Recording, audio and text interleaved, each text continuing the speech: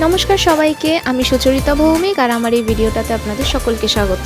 দেখো, chilli chicken তো অনেক খেয়েছি, কিন্তু চিলি এঁচোড় বল কি কোনোদিন খেয়েছি? খাইনি তো।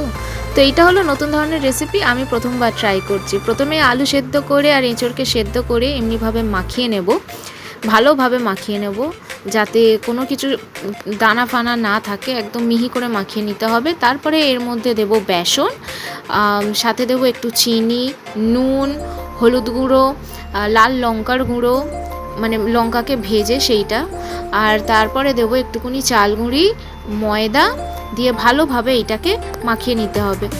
আর সাথে দেব একটুকুনি জিরে, একটুকুনি রসুন কুচি আর একটুকুনি পেঁয়াজ কুচি দিয়ে ভালোভাবে এটাকে মেখে নিতে হবে। তারপর আমি এখানে ছোট ছোট বল করে নিচ্ছি।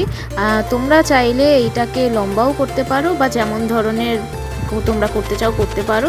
তারপরে গরম তেলের মধ্যে আমি এই বলগুলোকে দিয়ে দিচ্ছি, এপিট ওপিট করে ভালোভাবে লাল লাল করে এটাকে ভেজে নিতে হবে, ঠিক এইভাবে। তারপরে তো একদম সিম্পল, যেমন আমরা চিলি চিকেন করি তেমনি পেঁয়াজ, রসুন, ক্যাপসিকামকে ভালোভাবে তেলে ভেজে নিতে হবে এবং তারপরে soya sauce, tomato sauce, chilli sauce দিয়ে ভালো করে নাড়াচাড়া করার পরেই এখানে দিয়ে দেবো কর্নফ্লাওয়ার করা জলটা।